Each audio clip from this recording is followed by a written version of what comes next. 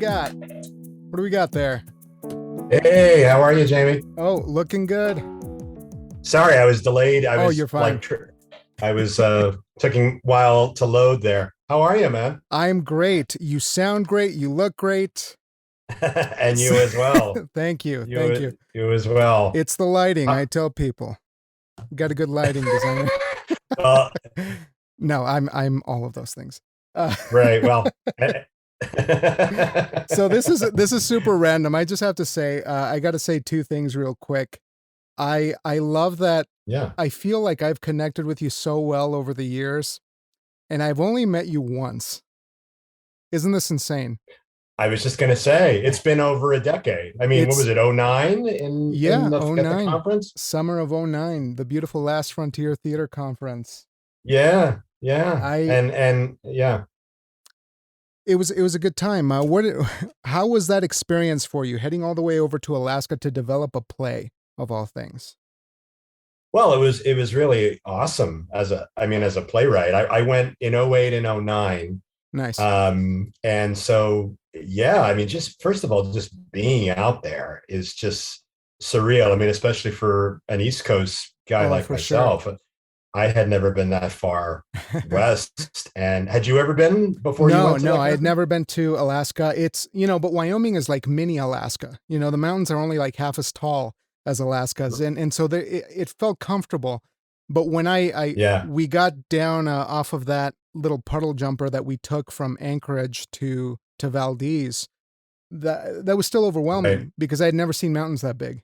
It was just gorgeous and breathtaking. It's unbelievable. Yeah. But even more so, I think, and just to kind of comment on Last Frontier real quick, I've never been to a place like that after. It's been a very, I have fond memories of that.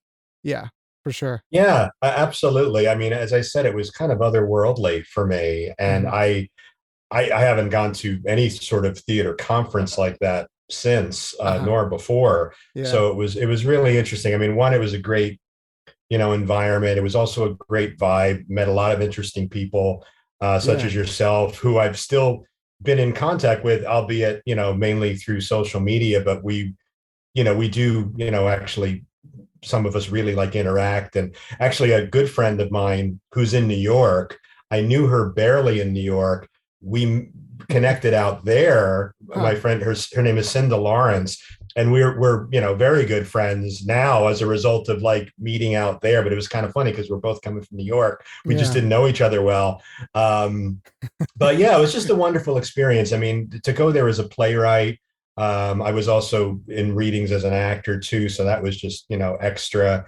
And meeting people from all over the country. I mean, that was really the thing. You're meeting people from Wyoming, California, Washington State, Texas. I mean, they were just from everywhere. Right. And it was just really, really cool. And the food was good.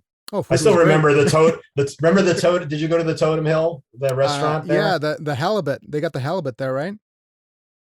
They probably do have halibut. We went for breakfast all the time, and those pancakes, they were like the size of, they were like discus. Yeah. It was enormous. I rolled out of there every time we had breakfast, but they're bear hunting pancakes, great. They get you ready for the actual hunt, but before you feel like you're right. Before we get into the weeds too much, I just I wanted to kind of give a quick overview here, because you're an actor, playwright, a storyteller in really a lot of different capacities, and to be a part of some of the new work that you're putting together, having the pleasure to do some of your poetry, getting to read your latest novel, which came out this summer, which I was very, very excited to talk to you about. I'm just really marveling at how you're able to do so many things, and you do them at such a caliber that it's not like the poetry is helping my fiction, so the poetry is not nearly there. Like I read your poetry and it still holds the same water as say the way that you write prose or the way that you've written a play, because I've seen some of your plays, and I want to ask you about that really, because I guess maybe I should start with what you prefer, because do you think that you're a writer or an actor first? Well, I've always been prideful of wearing the badge of actor, playwright, actor. And, even though there have been various times throughout my career where I've definitely been much more of the writer than the actor, Right. just for, in terms of just the accessibility of getting work. I still do very much consider myself a performer because they scratch different itches for me. Okay. So while certainly, especially like the last year was case in point, of course, I did much more writing than anything, even though I did do some online readings and some online stuff, but it wasn't quite the same. I still consider myself very much both, because I love both. Now that things are opening up, incrementally here in New York, I'm really itching to get and do some live theater. I bet. I just wrote a draft of a new solo show that we're going to do a reading of. My company, Fandango for Art House, we're going to do a reading of in October, and then ideally try and put something up in the winter. Finances, Sure. if they're there, or if we can get a break on a space or whatnot. But yeah, to answer this question, the short answer is yes, I consider myself both, basically. Now that's wonderful. When you were younger, first starting out in this craft, how did you come in? Did you come in as an actor who just wanted to be part of a larger production, or did you already have that inkling of, I'm going to be a storyteller on paper as well? Or did the writing come out of the acting? It pretty much that. I got the acting bug first back in probably middle school. And very much shortly after that time, I really became interested in playwriting. And it was kind of a happenstance thing. To this day, I've never formally studied playwriting, even though I teach it myself. But, I remember as a kid in my middle school going on the shelves of the library and pulling out the collected Neil Simon. Oh, okay. And I make no bones of bringing this up, because even though he might be a little less popular now than he has in other aspects of his career, his abilities with dialogue and rhythm is like reading sheet music. And for any young budding playwright, or someone that maybe thinks I don't know, there was something about opening those plays and seeing the dialogue and understanding, like at 11, 12 years old, kind of how this goes, the tempo and rhythm, and a playwright that kind of gets that. It's not just writing an exchange, it's also there's rhythm there. There's something else there. I can imagine sort of the point of entry for an actor being so enticing, to read a Neil Simon play and looking at that musicality and feeling that energy. I do love that about, one of the things that we didn't talk about either is your music. You're also a musician, and you had an awesome EP out earlier this year, which I've had the first track of that stuck in my head for the last like 4 months. Oh wow. Yeah, it's a great track, it's very comforting. But, coming back to Neil Simon, he wasn't one of my favorites, but I could sense that there's some playwrights who just have that music, who come at it from the sense of understanding that dialogue or that pace, that kind of magic that you can only get from actually being a performer and a writer yourself. Do you think that that your acting has improved because of your writing, or do you think your writing has improved because of your acting? Well, a little bit of both. As an actor, I'm that much more respectful of the text. So when I'm doing a play, it really, whether it be for a playwright who's not present, be it a huge famous playwright that this play's been done a million times, or a playwright that is dead, or for a playwright who this is a premiere of, it means something to me to serve the play, not only the role, but get the role in the context of the play. Not that I'm worried about the whole arc of everything. You can't, but it does, it has helped my sense of responsibility as an actor being a playwright. Mm. And as a playwright, I've always said I wouldn't write anything for an actor to do that I wouldn't do myself as a performer. And I've always had to say this. I've always had to say this when I work with like new directors of my plays, because aside from maybe two directors who I've worked with, who are New York based, who I really trust with my work, I have had a difficult time with directors in terms of not getting a sense that they're kind of nervous around me. The one thing I try and do right off the bat is put them at ease and just stress I'm an advocate for everyone here, and my job is to just be here for you guys, and just know I'm here. So use me. If you got questions, don't think you got to struggle to figure it out. I'm here, and just know I get what you got to do. I get what they have to do, and I want to help you guys. So I don't put the onus on them like, this is my play and you have to serve me. It's not, I don't, because so I really try and use my experience as an actor to be a comforting playwright in terms of dealing with directors and actors. And usually that has worked. So I feel what I've learned in both, and as I've grown in both, one has served the other. I definitely feel I'm a better actor for being a playwright, and a better playwright for being an actor, because I've been able to think of other things with both crafts. Sure. So being a New York guy, you're part of that fabric, right? Would you say that that's kind of how it goes? Wherever you go, you have theater opportunities, or you see the availability of theater, or is it not as proliferated as I think in my non-New York mind? Well, I mean, you do have it now is kind of weird because we're just coming out of, there is like off and off Broadway happening, and things that are opening like in the next month. And then, Broadway is kind of a separate thing, but things are going to be opening on Broadway in the next month. I think there's going to be 12 or 13 shows on Broadway that are set to launch. If not later in September. We're in September now. If not this month, then it's probably in previews now. But so things are opening up. I mean, at the same time, as far as opportunities for actors, it still feels, I don't want to say slim pickings, but there doesn't seem to be enough opportunities out there based on all the actors that are just dying to work that haven't been working.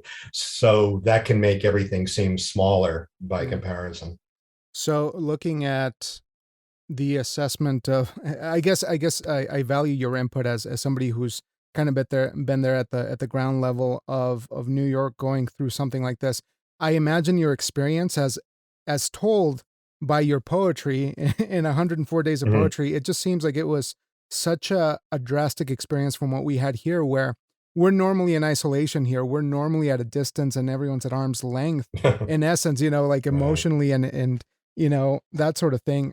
How was that experience for you, seeing your city, the place that you've called home for a very long time, go through this kind of pandemic? Because it seems like it struck you guys a lot worse than most people, just because of the theater world being there.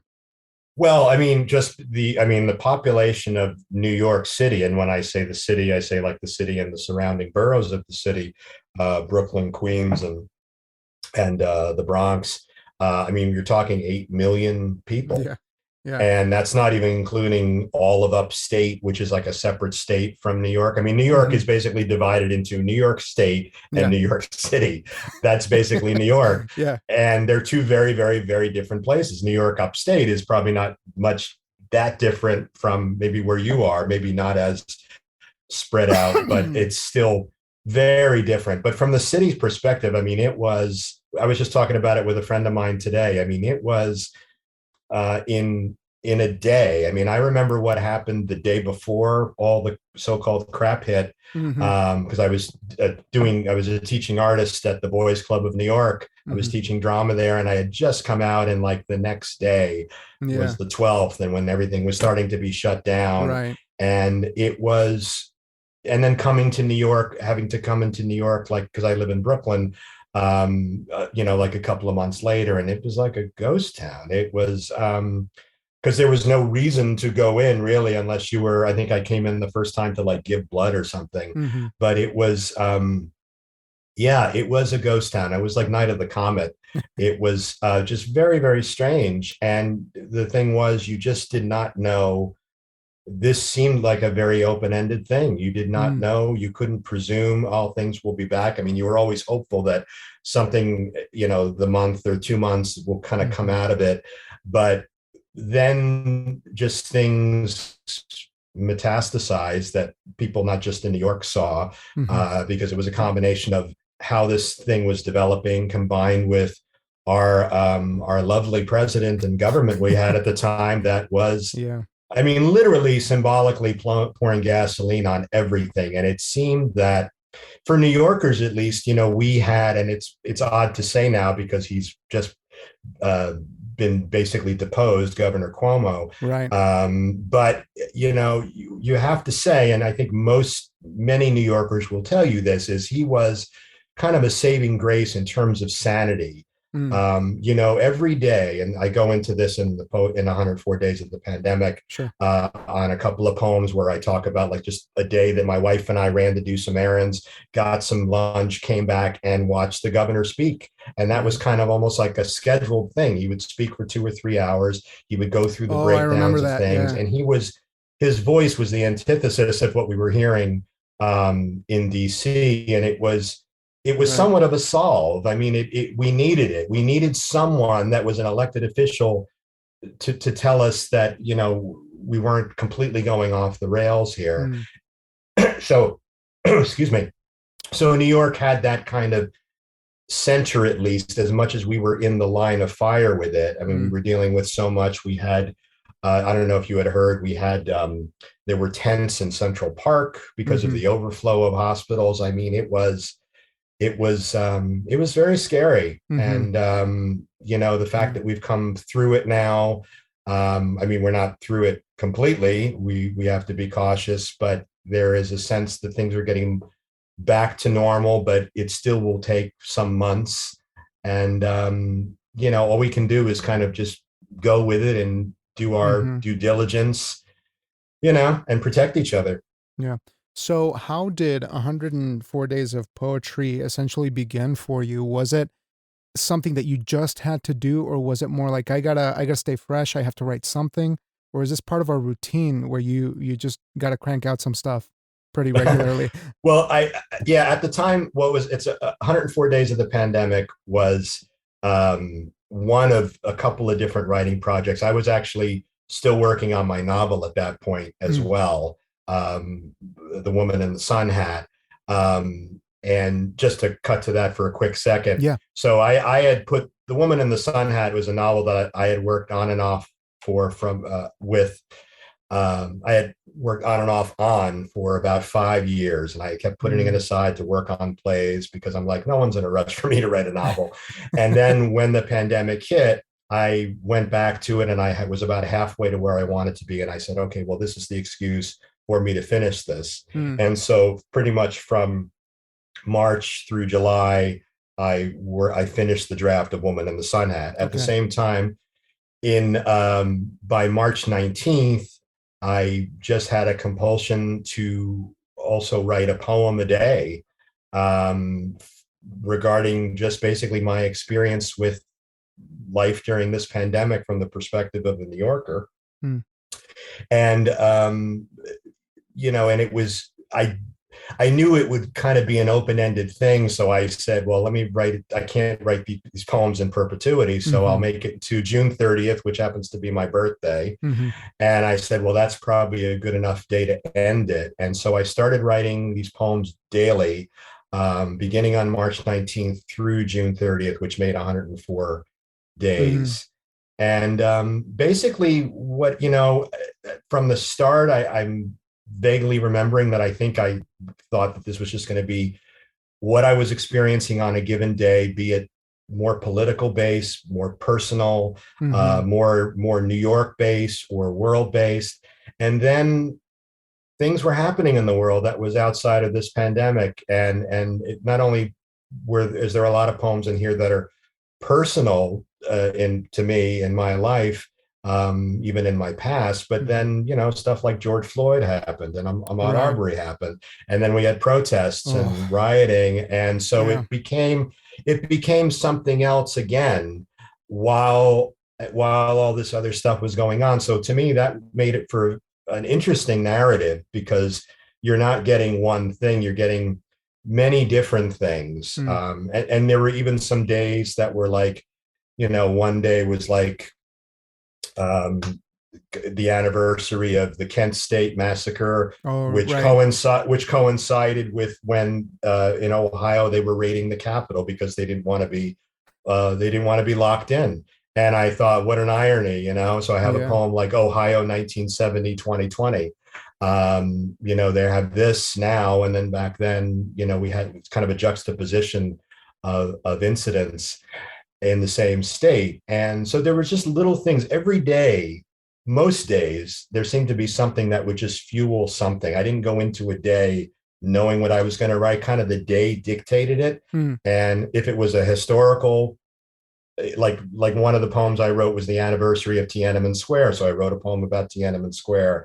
Mm. But then there was something in the news, or a death toll, or a frontline worker that committed suicide, or there were different things that Mm-hmm. were triggers.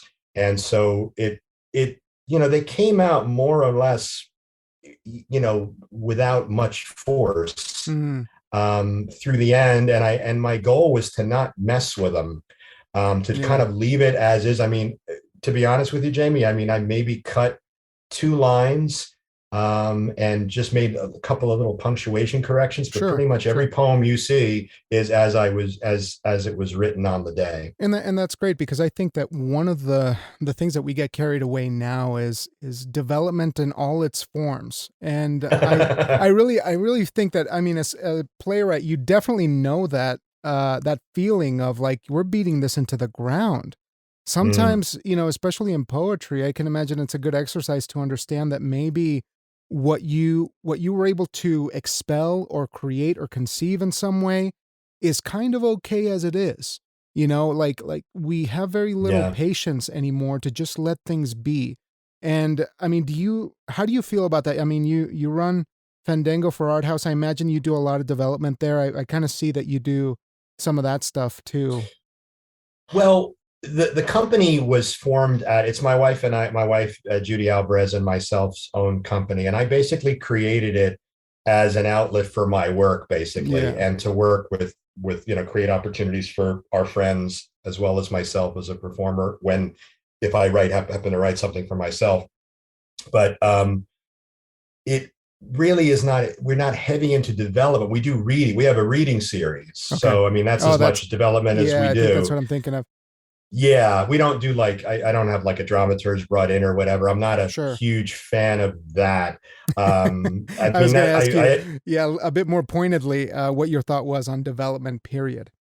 well, it's funny because I even remember when I was at the last Frontier Theater conference, and there was a workshop on dramaturgy, and I remember, I mean, I wasn't onerous about it, but I was trying to, the woman who was a very nice woman who was leading the workshop, who was a quote professional dramaturg. I was really trying to distinguish what she does to what a director should do, Mm, which is okay. kind of analyze the text, know the text, make sure it's kind of consistent, ask the playwright questions. But with the advent of theaters getting grants and all this stuff, Yeah. dramaturgy had kind of morphed into a larger thing. Mm, And you heard all these nightmares about plays in developmental hell, as you pretty much alluded to, yeah. where they had a play that they thought a company was interested in. They did like 1 billion readings, and in the end of the day, the play never even gets produced. Hmm. And the play often becomes something the playwright didn't even envision originally. And so, but as far as, I mean, to me as a playwright, I always think the biggest thing is, yes, you definitely have to get a play read. Nothing tests a play better than hearing it. Yeah. And with a poem, poetry is very deceiving because you can kill yourself over 5 lines. I mean, this, Jamie, Oh, you're a poet. certainly. Yeah. And it took a real long time for me to really mature as a poet, because I tended to always So it came have a later for couple of you. lines that I just, yeah, absolutely. Because it's something that, I mean, I was joking the other day. It's like, it wasn't that long ago where I didn't even get poetry that didn't rhyme. I mean, and then and then I started reading people like Anne Sexton and Charles Bukowski, and those opened worlds for me as a poet, and they also inspired me too in certain ways as a playwright. So writing this poetry book was, at this time, was good for me because I thought I'd matured enough where I could write something that I thought was respectable and good without feeling a need to really go over it and add and make it hit things over the head. Just kind of make it what it was. And if it's understated, let it be understated. If it's enigmatic, let it be enigmatic. Just let it come out of that moment. And this was kind of a good exercise for that, because my goal was to get it out on the day and move on.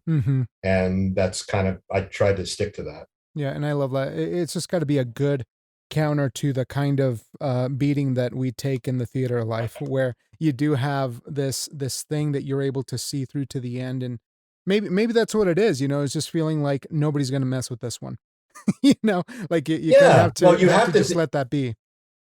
You have to, I mean, once something is mounted and whatever, and it's open, then you got to get your talons out of it and let it go. But in the process of developing it, I mean, you got to just still remember what it is about it, why you wanted to write it, and what the identity of the play is from your perspective, and don't let other people impose that identity on you, because then it ceases to be your own creation. It ceases to be your catharsis.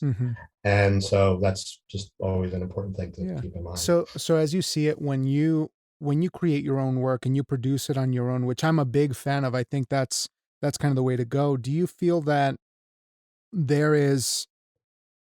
this is the perfect time to do that? Or do you think that the ideal way is to find producers or find a theater to take a chance on it? Or what is the benefit of doing your own work, producing that?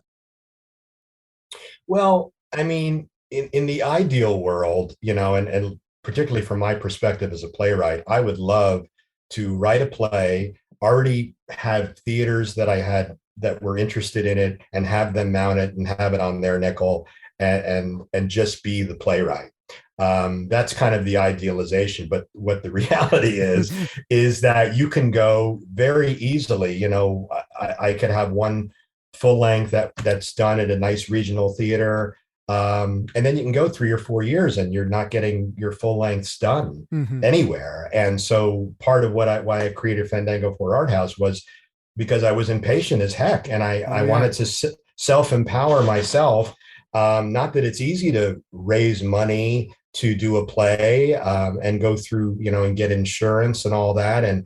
But I have to say I'm stronger for all the things I've learned. I mean, as from marketing to designing, and all that stuff. And, with one of the things that came out of the last solo show I did, which I actually did quite a few places, it was a play called American Tranquility, which I kind of wrote a few months after the election of Emperor Orange, we'll call him.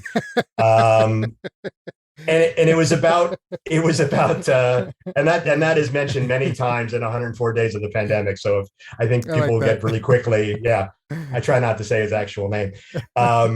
But at that point, I was always struck, even before him, that I sensed there was real division in the country. And so American Tranquility was like 4 separate monologues from 4 different characters, and they were covered ageism, immigration, political extremism, and kind of existentialism, wanting to remove yourself from like our cyber culture.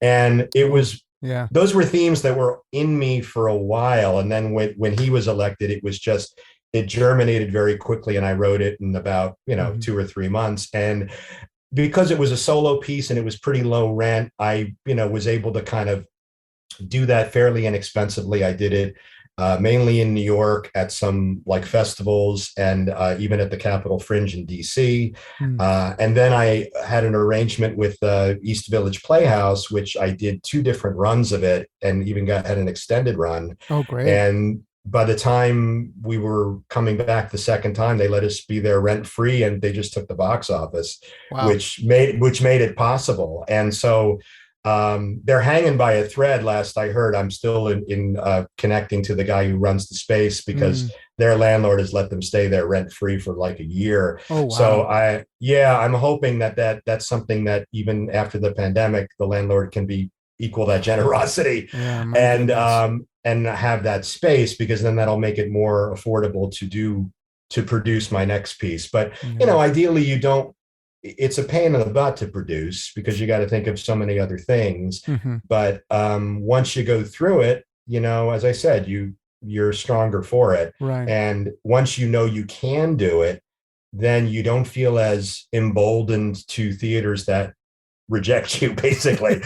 because at the end of the day, Jamie, everything is subjective, and what we're seeing at a lot of these major theaters is certainly not all the best of what's out there. It's just the work that's gotten the opportunity. So once you accept that and have faith in your own work, then that's when you just say, well, hell, we'll just do it ourselves, and you find a way to do it. It's a very empowering thing. I can imagine. I've only done that on a smaller scale, based on where we're at. It's a little bit more, like trying to find the right audience for what you're writing. That's kind of the tricky thing. But in terms of, I have a theory that I guess I want to run by you. I feel that a lot of institutions, especially in academic settings that teach theater and give us a lot of the fundamentals of our craft, sometimes forego the practical application of the arts in this world that we live in. Not the idealized, playhouse that we kind of tend to be in when we're in an educational setting. Do you think that it's an appropriate thing to say, if you're a college institution or something like that, to require a minor in business or a minor in marketing or a minor in education? Do you think that having that other foundation will make you a better promoter of your own work, I guess maybe better suited to function in the world that is very much anti-theater sometimes? That's a really interesting question, Jamie. And I'll tell you, I have a friend who, Bruce Levitt, really nice guy. He directed me in a play off Broadway about 12, 13 years ago. He is a professor up at Cornell, and he has been nice enough to invite me on 2 occasions to speak to his playwriting class. He gives them a play of mine, they analyze it, I come up, and they basically probe me with questions. Nice. And the last time I went up, it was the year right before the pandemic. Actually, it was like, I think, late 19. And they were actually confiding in me. There was it's just like 5 people in this class, but how the drama department, I mean, Cornell, which, as we know, is a major college. I mean, if you've ever seen it, it's like a state in it. It's like Wyoming. I mean, it is. Sure, it's that big. and they have all this money, and they've taken it all out of drama and put it in other things, because the people that head the college now don't get theater. I mean, I was told that they had a whole like warehouse of costumes from like 40 years of productions there, and they wanted to just kind of burn it. And that was the kind of disregard they had. And these students were telling me how hard they couldn't even. There's all these theater spaces at Cornell that are not used for theater. They're used just for like seminars. And these kids who want to do like a reading or a work or something like a showcase type production, they can't get these spaces at their own college that they're spending probably $50,000 a year. That is obscene. Yeah. Or their parents are. So that what you just said speaks directly to those kids that I spoke to, because they graduate there and they don't feel they haven't been prepped even at their own college where they went for drama as their major, I think.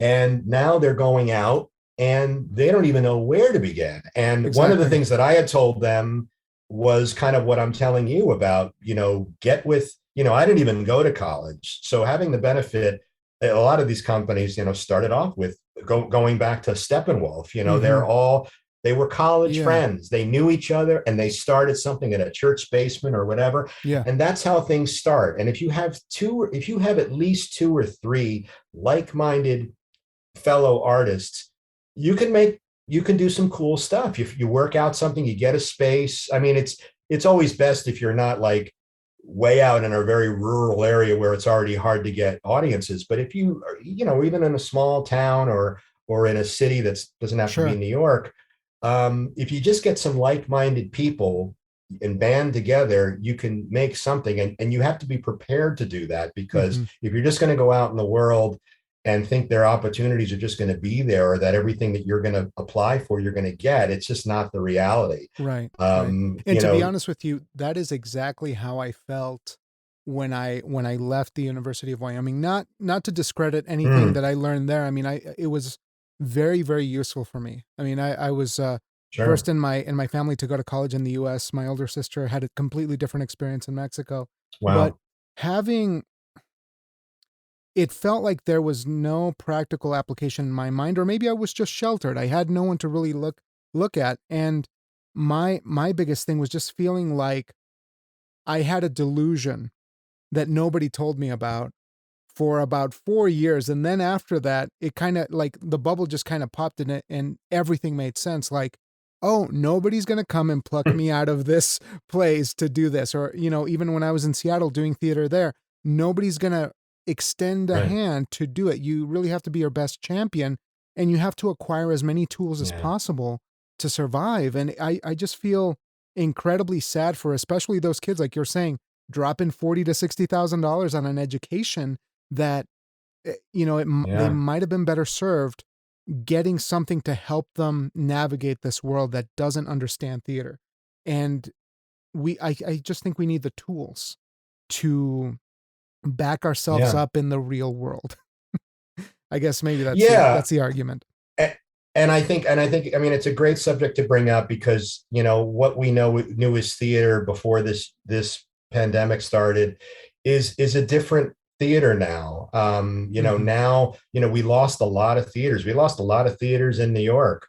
I mean, a lot. I can't even imagine. Yeah. Rehearsal spaces. I mean, I didn't know all of them, but I knew quite a bit, and I performed at some of them, and they just went away. So, the hole's getting a little narrower.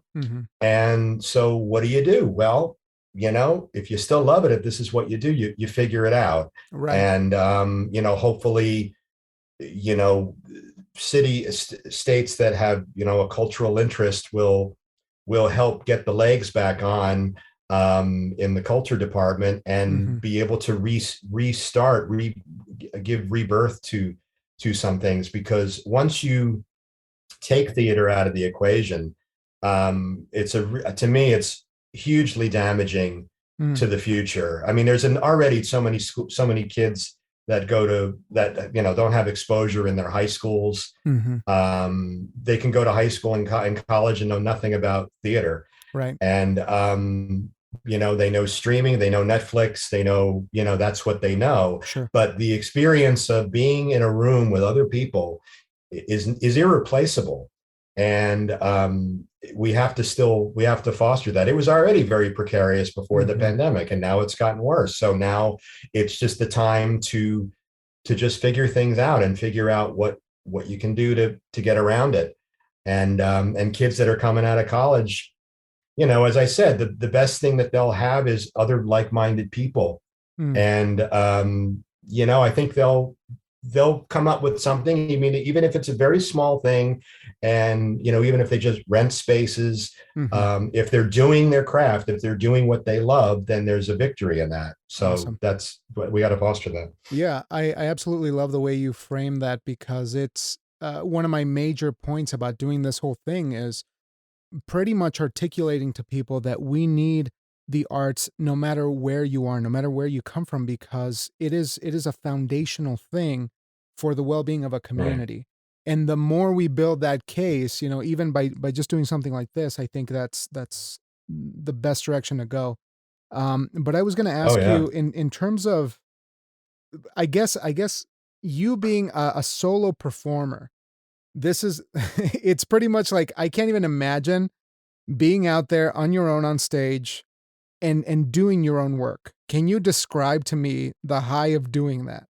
Because I performed in my own plays, but I've never like completely removed the net under me and Right. just completely gone and validated myself in such a way to act and write that. Right. What's Well, that like?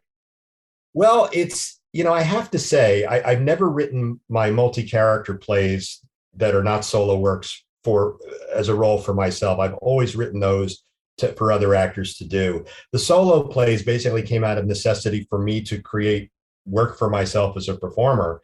And the fact that I happened to be able to write just was kind of an extra benefit. So it wasn't as much like an actor who was not experienced with writing a solo play. It was someone who, was a seasoned playwright who was just, writing for himself. So the first time, I've written now 3 solo plays. The first one I wrote was a play called solo play was called The Hyenas Got It Down, and it was structured similarly to American Tranquility. It was basically 4 monologues. They weren't really thematically connected, other than they were all darkly comic. One was a weight loss guru. One was like a Southern football coach, a JV football coach. Was kind of a Charles Bukowski-ish poet who reads a long poem about basically devouring his Chinese delivery man. Yeah, it was kind of dark stuff, but it was, I love that. I did it at the Midtown. And that was my first time really putting myself out there by myself. It was an hour show, and I liked it. I really do love working with other actors, though, I have to say, because you're getting energy from the other actor as well, and that helps fuel you. When you're doing a solo piece, your energy is, you're creating it. Yeah. And because if you have an audience that, you have some audiences that aren't as vocal as others. So what do? You gotta jack it up. You gotta build your own energy up. So I've taught solo performance, and that's what I've kind of brought home is, when you're performing this live, it's great when you're getting the laughs or where you're feeling their presence, but sometimes it's crickets. Sometimes it's a reserved audience, and you have to keep that energy up. And that's, to me, is the biggest challenge of being a solo performer, being your own energy, working off yourself, because there's no one else there. Gotta be self-perpetuating. Yeah. Oh my goodness. And you got to keep it interesting. So right. I totally lost my train of thought. I had a really good question, but I totally lost it. It left me. I'm sure you did. No, I just think it'll come back. It's fun because I feel that I work the exact opposite in terms of me being a writer, and everything else is an extension of that, right? It's almost like I get a sense of this story is now on paper, but I need to add something else to it. I need to have performance, and I need to be that vehicle, or I need to record it, or I need to do this. And so I just think that it's a very interesting thing that you're doing in terms of layering different artistic endeavors, and using your acting abilities, using the pen and all these things. But I don't know. I just think that it's very inspiring to see that happen. And thank you. I kind of remember that picture of you as a coach. I think they used it for Last Frontier, or maybe there was something. I did. Yeah, I did a piece from it at one of those that's little what I open remember. mics that they had. Yeah, and I remember you doing I that. totally just. I think I grabbed the hat off of, I forget his name now. We're Facebook friends. You're probably Facebook friends with him. And I grabbed this, he gave me his hat and I put it on, and and I did the coach. and that was really fun because it was like the perfect audience for that particular piece. Oh yeah. And then I think I also did do the poet I think in 2009, I think at a similar setting. And I did the poet, which was also fun to do. Nice. But again, you can't wait. I mean, while you, and this piece I just wrote, it's called One from the Current, and this is actually the one with the current, I should say. It's the first solo piece I've written that is a single character with one narrative. Ooh, yeah. Yeah. So it's not like a multi-character thing. It's literally just one character kind of back and forth in time. It's about this. I can't go into detail because there's like some major spoilers, Sure, but sure. it's about a North Carolina fish guy he's a hardware store owner. He's a husband and father of two kids, and he goes on a fishing trip up north with an old childhood friend. And the piece is basically, you know, focuses around the events that followed that fishing trip and affected his life. And so that's as much as I can say. I will say it's quite timely, but yeah, and that's something that came out. I mean, I didn't write a play all year, the whole time of the pandemic, until the spring I started working on this piece, because also, again, I wanted to, you know, give myself something to do. Yeah. But it was also this idea that I had that I wanted to kind of put to paper. And so, yeah, I'm looking forward to getting that out there and hearing what people think. Oh, that's excellent. Do you have, could you tell me a little bit about writing rituals, or if you believe in that sort of thing? Do you think that there's such a thing as like repeating the same thing over and over again, or do you have a specific process that helps you? Because you crank them out, my friend. I checked out your website and you have quite a few, and I'm curious how you keep rolling. You know, it seems like you don't stall. I don't really have any specific writing ritual. I don't write every day. You know, it's basically, if I have an idea for something, you know, I mean, as far as plays, which are the things I've written most of, you know, I once I have an idea and a starting point, I basically see how long I can go. If I feel like I'm running into an impasse, I'll step back and maybe won't touch it for, you know, for a few days, you know, just try and divert myself with other things and get re-inspired. You know, it does change for each different work as far as like how I work, but I guess the one thing that's consistent is I don't have any real consistency. I mean, I don't, I really don't beat myself up. I mean, and one thing I really tell people, because I have friends who've taken writing classes, and, you know, they hear about this, you know, write a page a day, and if they're not feeling it, they feel like they're forcing it. And I'm just like, well, just don't force it. You don't have to. Yeah, I don't know if it got muddled before, but yeah, I mean, the long and the short is I didn't feel you should ever force the process. You should basically go with inspiration. And if you need inspiration, you know, take a break and, you know, divert your attention to something else and come back.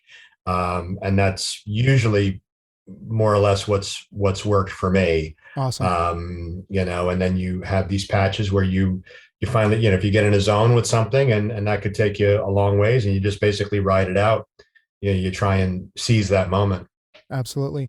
So can I ask you where The Woman in the Sun Hat came from for you? It is such a, it's such an interesting journey, because at times it feels like a very, very intimate experience, you know, in novel form, but then you're also tackling a lot of these bigger ideas.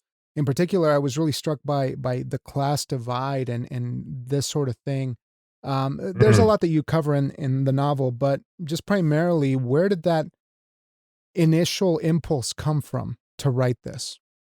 Well, it's kind of interesting because I had conceived the basic idea of this as like a cable show outline initially. Okay. Before I had even fathomed writing a novel.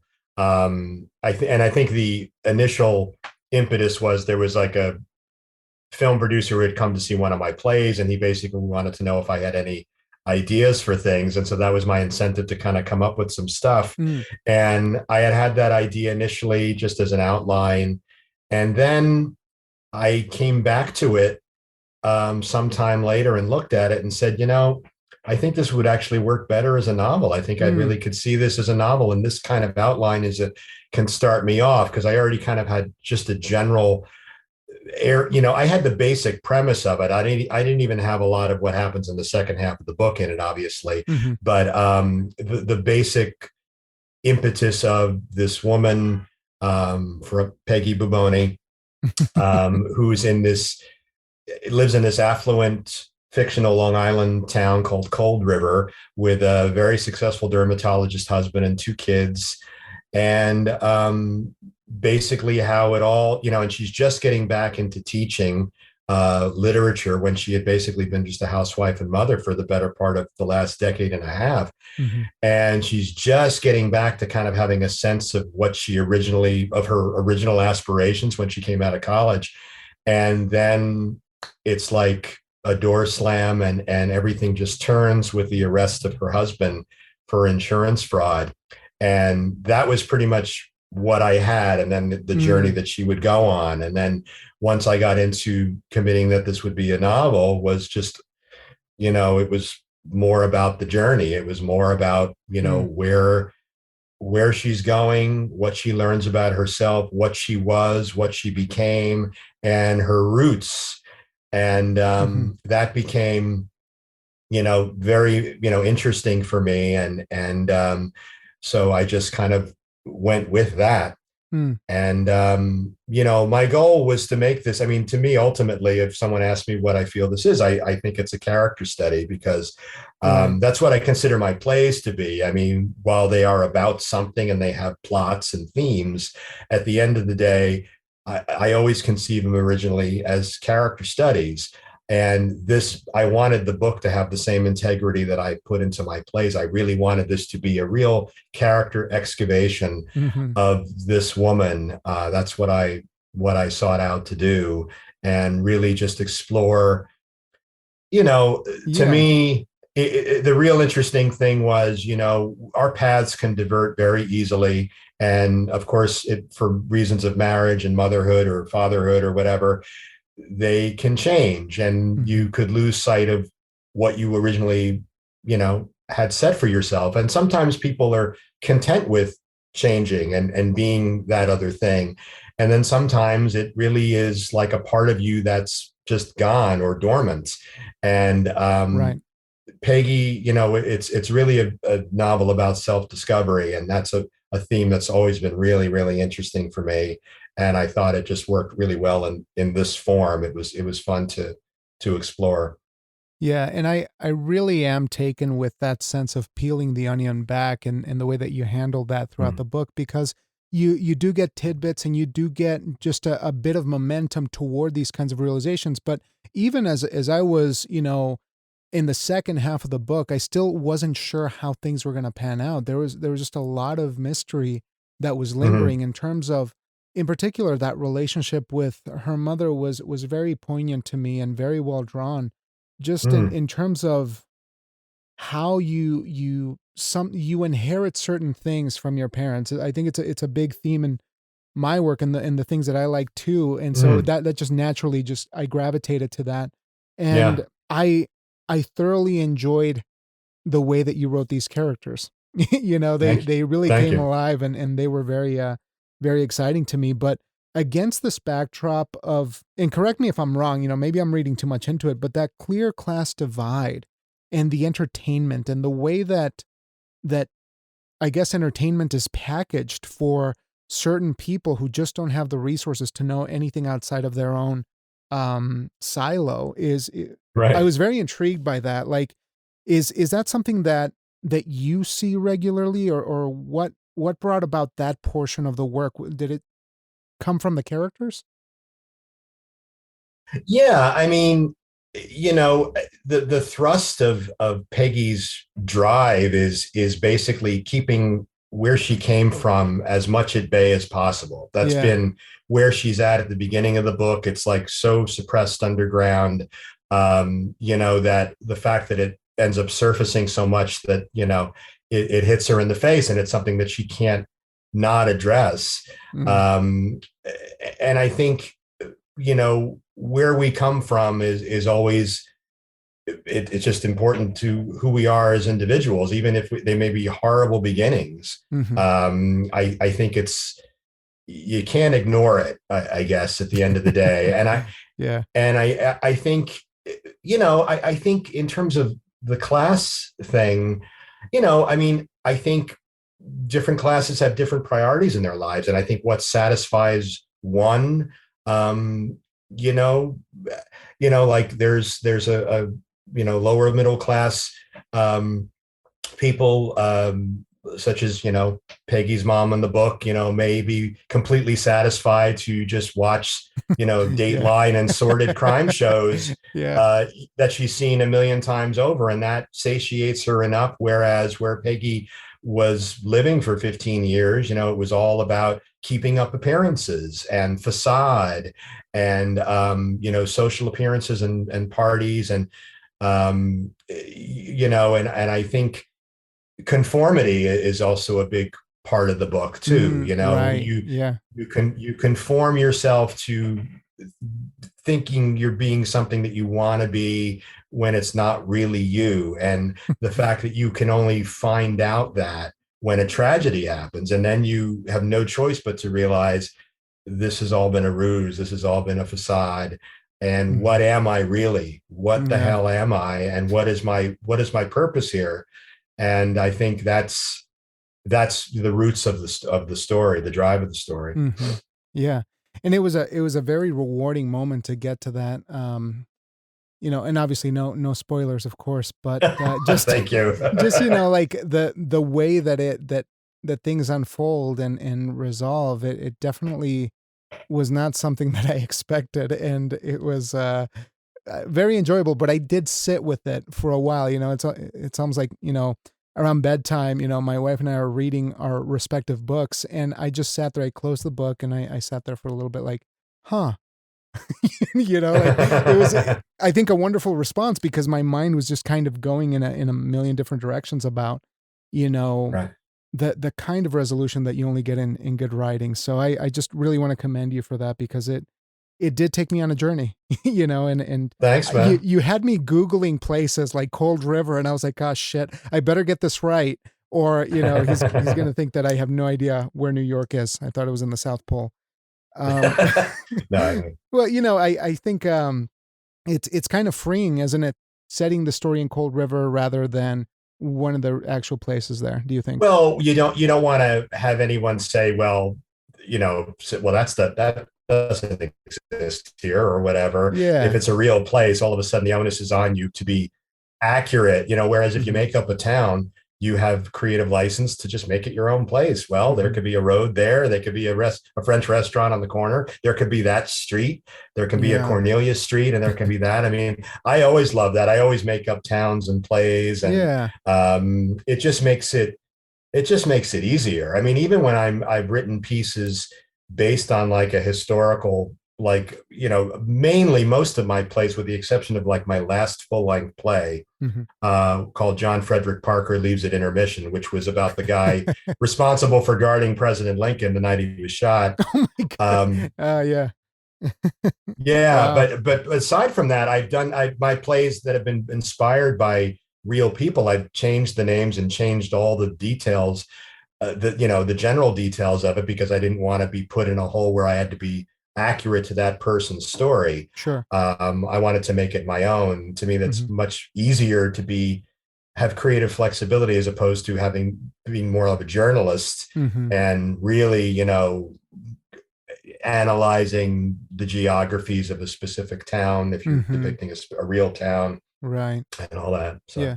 Do you look to history for inspiration, or do you just leisurely read up on history? I noticed there were a couple of plays that had maybe based on real events, or maybe historical. In more recent years, it seems like stuff has come out. I've written plays based on things I've read about, like just incidents that I've read about, or a particular, just something that I just read that happened, and just created an original story around that.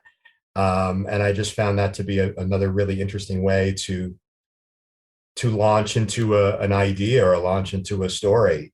My earlier plays were more literally starting from the ground up in terms of just, creating a basic premise and not having it be inspired by anything. But in more recent years, I've just allowed myself, if something's hit me, and said, oh, that could be interesting. Just as one example, I had a play of mine called Harmony Park, which Detroit Rep premiered back in 2018. They did a really wonderful production of it.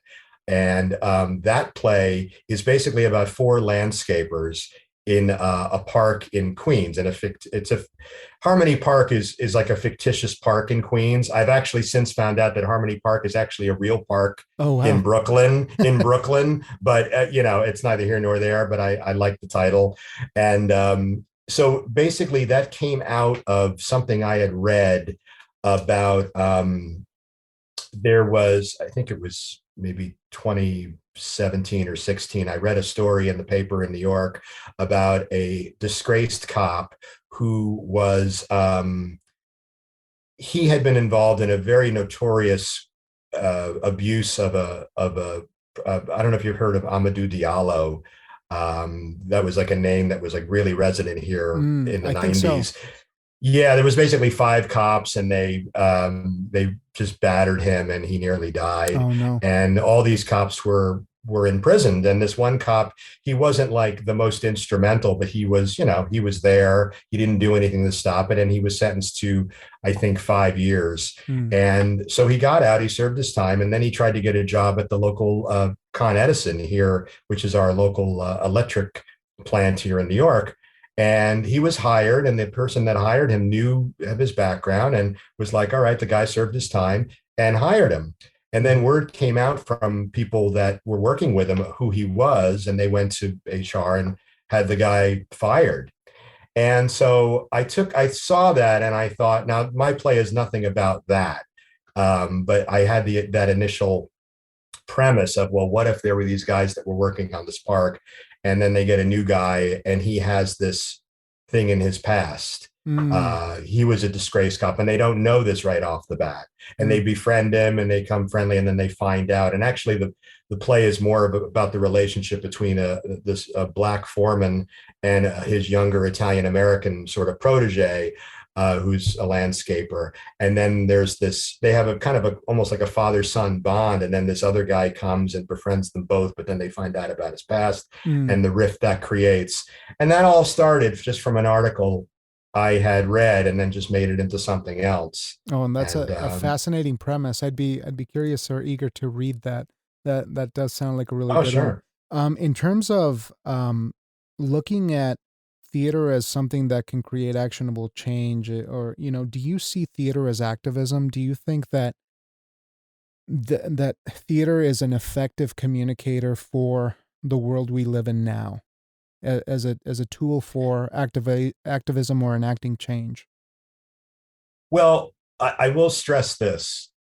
The plays have to be good. You can't just have activism for activism's sake. Yeah. Because nothing is more boring than, just to me at least as an audience, to have righteous themes ill-served by an ill-formed play, which I've seen quite a bit. And I'm not talking off Broadway. I'm talking like some of the major off-Broadway theaters in New York here. I think what is impactful is when you have a quality play with real people that just happen to be living in this world where these topical issues lie. And that is, to me, how you really can make a real impression on an audience, because an audience has to first get these characters. They really have to care about the characters. They know all these themes. Audiences are very smart. They read the papers. They know what's out there. Now they want to be brought into a world of these characters who they don't know, and through their empathy, identification, what have you, with these characters they're seeing on stage, then they can get impacted by the issue and see it in a way that they maybe haven't seen it. And that, to me, is really where theater can be forceful. The work has to be good. You can't just have plays being done because they're topical, um, because they don't necessarily have the legs to stand on dramatically. So if you have the quality of the work is there, then you can make an impression. You can, I always say, if you have an audience of 200 people, you can, if you can make 2 or 3 people walk out of a theater and really change something about their way of thinking, that's a victory. There's something to be said for that. I mean, and we don't necessarily ever know it because we don't know these people or whatever necessarily, but I think theater is definitely a great source for it. But again, it has to be the work first, and the quality of the work. So there is possibility of practical impact. You just have to start from the human aspect of it, the center of what being a human being is about, rather than preaching a message. Okay. Well, otherwise you can just see a documentary on any of these things. I mean, there's great documentaries. There's great documentaries that made on so many different things. And if you want the subject of something, and that's a great source, but theater is about storytelling. And so that can't be lost. I mean, styles of theater vary. You have abstract, avant-garde, all that stuff. And I love all that. Yeah. But at the end of the day, it's mainly about storytelling. And so if you don't have a story, if you just have it, what your advocacy is, what what the things are that you are angry about, you can't just have the themes. You can't just have the issues. You got to have the characters. And that's what it'll make everything work. That's what will make it interesting. So can you tell me a little bit about, your relationship with Brooklyn, or the place where you live in, or where you were raised? When you mention, or when I see, let's say this, when I see New York on TV, or living in a large city, I feel a sense of overwhelm. What is your experience as an artist day to day in the place where you live? Is it conducive to processing and thinking, originating content, or do you have to have some kind of fail safe that you need to kind of clear your mind from, or do you ever get overwhelmed from city life? I get overwhelmed like at airports and stuff. Like I really dislike airports incredibly. That's to me a real assault of the senses. It's just too much with the checking in, and it's just a lot of rush. I mean, New York is just, I'm from New Jersey. I'm born and raised in New Jersey. And when I was 11 years old, my mother was working in the city and she would commute. And she brought me to the city the first time, and it was like the bug bit me. I just loved the city. I loved the vibe of the city. Now, the city's changed a lot. I mean, the city has lost some of its guts. It's lost some of its, the mom and pop businesses they still exist, but they've dwindled. But, the city is not just the island of Manhattan. I mean, it's Brooklyn, it's Queens. There's so much there that's still there. Plus we have parks. I mean, where I live in Brooklyn, in an area called Sunset Park, which is maybe a 20-minute train ride out of the city. And we're literally 2 blocks from the actual Sunset Park, which is on a hill. It views the city, and it's very nice. I go there to read. I go there to write.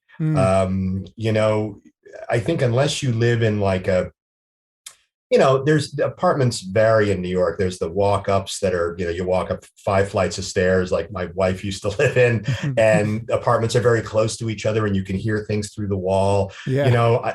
The majority of my time living in New York has been in like Queens and Brooklyn, and I've had more space. It's also a little more affordable to be outside of the city. I mean, it's just ridiculous. Real estate in New York. I mean, it really is.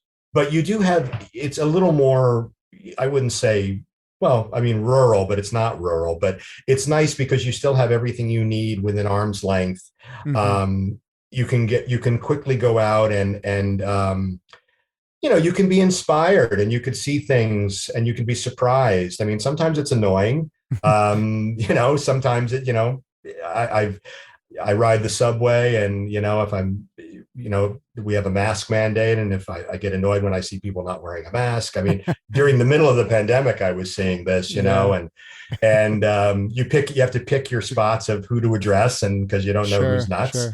And, but, there's so many people here. I think by and large, people have good intentions and are caring individuals, but we have so many people here that when you have even a small percentage of a different element, a more dangerous element, it's still a lot compared to other places in the country. But it's just fit me.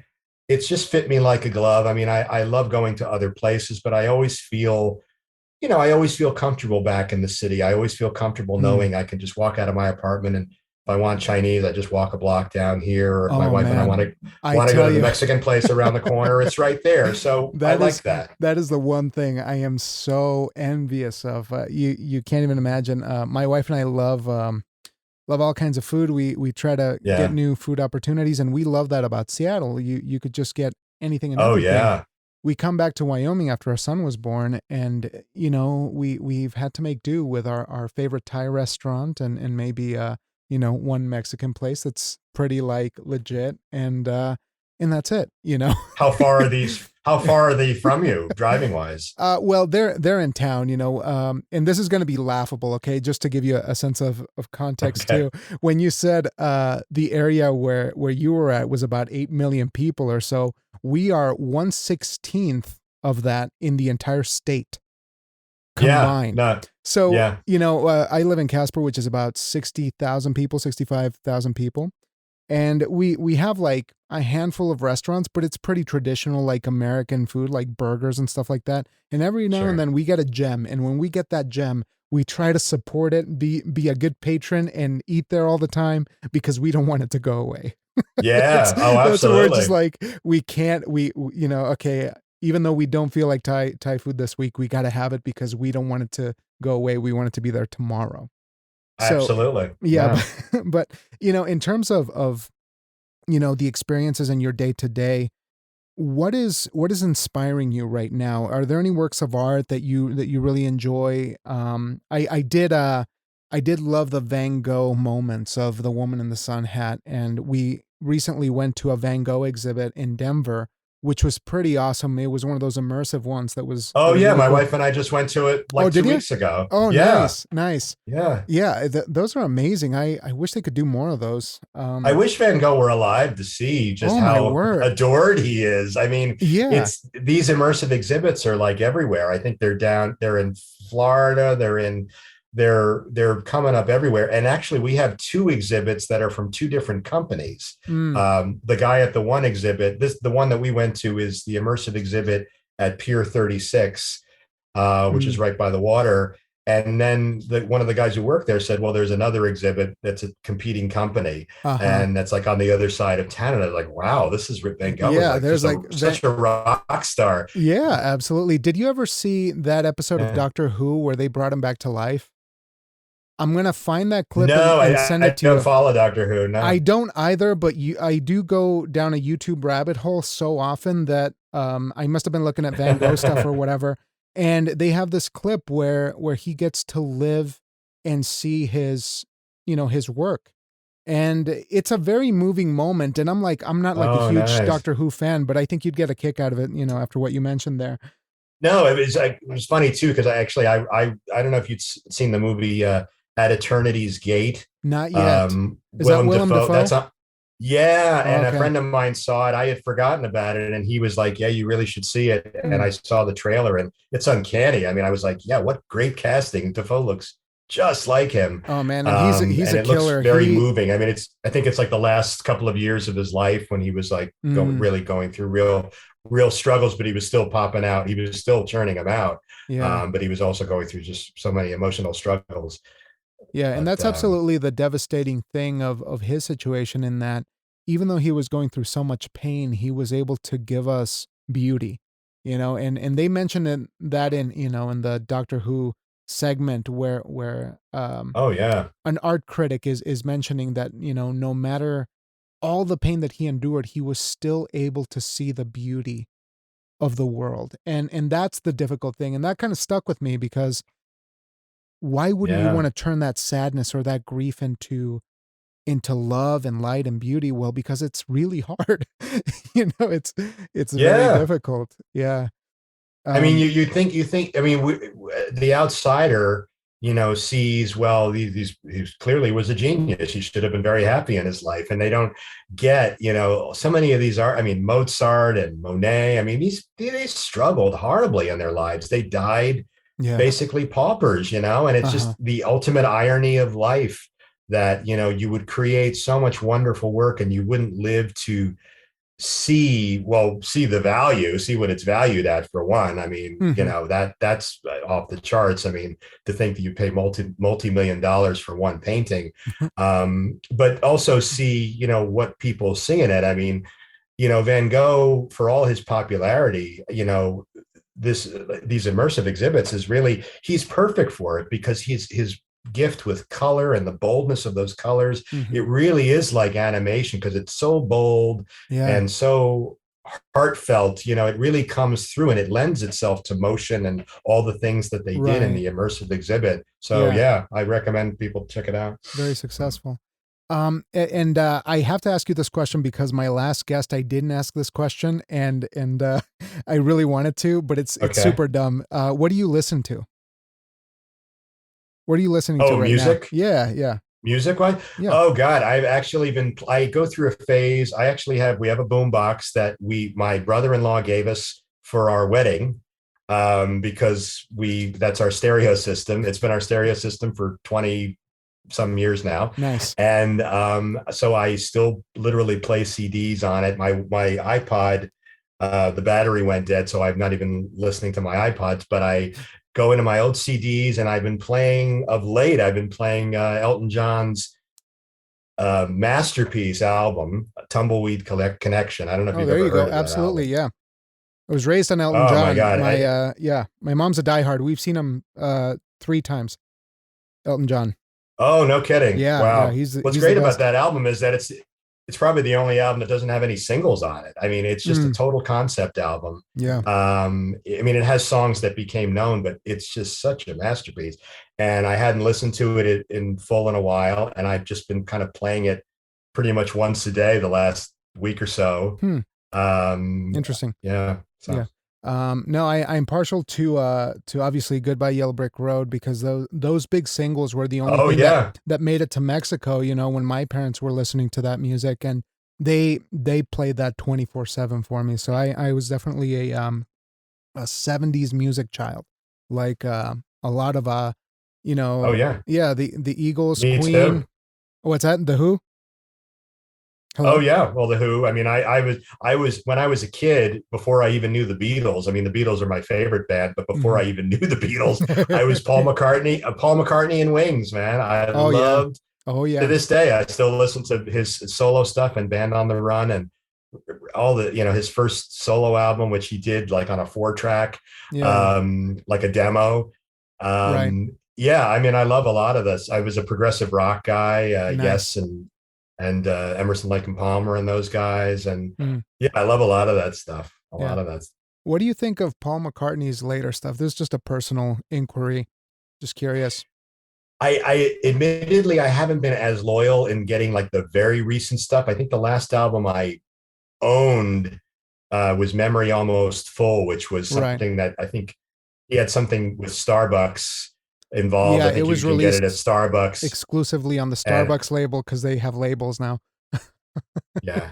That kind of made me a little nauseous, because one, I just despise Starbucks, but I also just thought it was just so strange. But that was the last full album I've gotten, and usually I try and listen to like the songs as they come out, but I haven't gotten recent albums. I mean, I think he's like just one of the greatest songwriters ever. Not everything is a gem, but he's just got, his output is so significant. I mean, post Beatles as well as with the Beatles, obviously. So I think he's still got it. I mean, I think he's just still got a real creative drive, and I think it's going to be with him to the end. And God bless him. You know. Yeah.